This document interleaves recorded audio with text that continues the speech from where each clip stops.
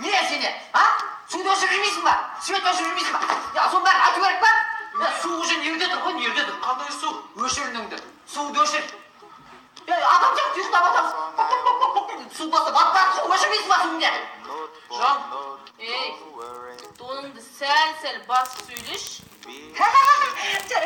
Жеңшек кешіріңіздер. Өзі суды өшірмейді басайды, алып қояды суды. Қандай су? Қандай затоп? Не айтып кеттің?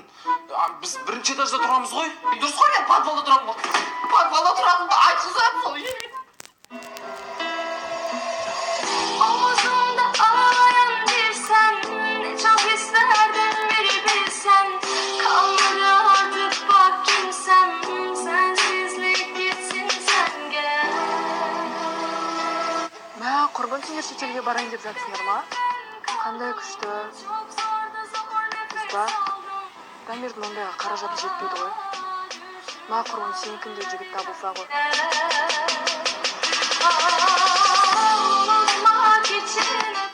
Менің махаббатыма қарағанда байлық маңыздырақ сияқты саған.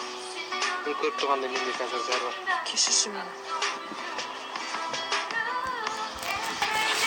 Көшін сенікі, а? Иә, менікі. Аз уақыт ішінде қалай жеттің? Ставкамен айналысатын Дамир деген досым бар. Бечик экспресс деген. Сол көмектесті маған. Жағдайдың бәрін түсіндірдім. Сен жауап болсын. Азамат Сәрсенбай. Бауырым, мына жерге машинаны қойға болмайды. Тыңшы білмедім маған. 2 жарым теңгем бар еді, аласаңшы аға. Ей, тоқташ бауырым.